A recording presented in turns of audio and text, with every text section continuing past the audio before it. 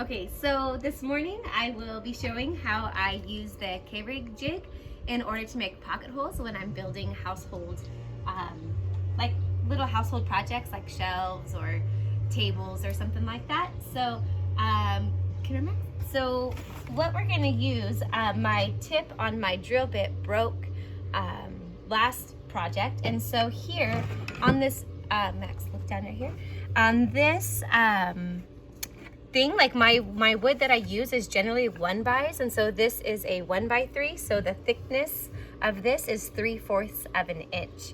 So when we're drilling, we don't want to drill too far, so this has a preset of different like depths that you can put on your drill to ensure that it stops in the right place.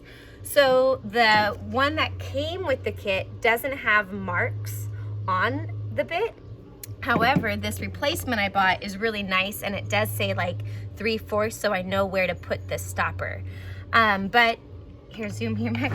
If I didn't have these marks, then what you would do is you line up the edge of this part on the 3/4 mark, and then you use a tool that will come in the kit to tighten. So you're gonna line things up like this, and then since I have the marks on here, I can just put it on the 3/4, and then I'm gonna tighten this in place.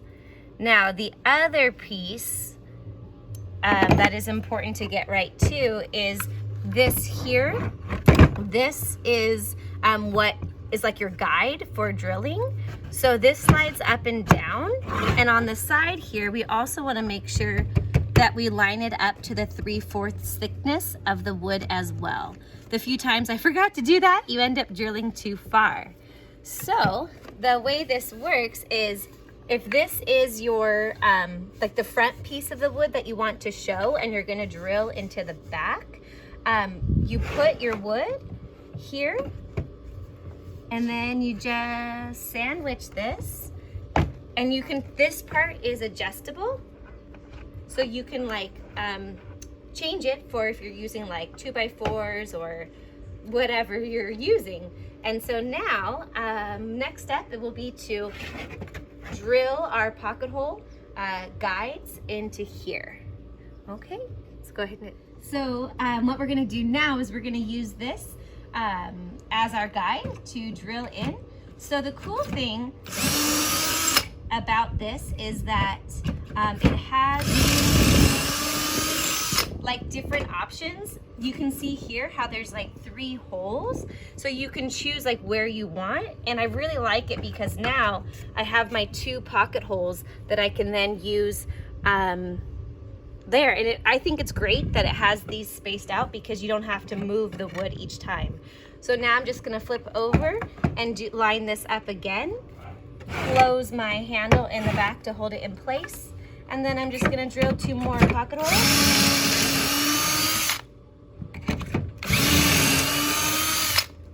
Okay, and then our next step will be to use special screws to make, like the whole reason of pocket holes is really so that your you don't see screws from the sides of your projects. They're like hidden on the underneath side, and it gives it a nice clean finish.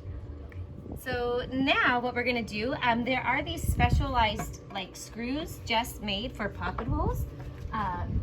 They look like this, and so if you're using 1x's, you would use the size of screws that are 1 1/4 for soft like woods like common pine. So the other cool thing about these is that they have a square on the head of the screw, and so they use this as the I guess drill bit, not really a drill bit, but the attachment, the thing to drill your screws together. And so here, what we're gonna do is I have these holes pre-drilled, and so now I place, you can just preset your screws in so they're like there for you, get it lined up, and then you just drill it in.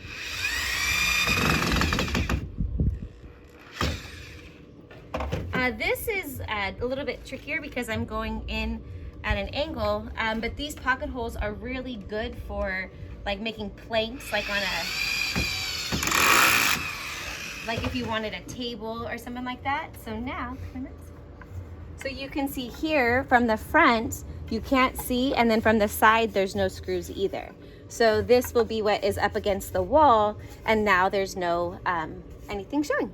So that is how you use pocket holes. Now, you can also use pocket holes though for, like I was mentioning, like sandwiching planks together. And that makes it really nice where you don't have any hidden, I mean, you don't have any screws showing. Okay, thanks.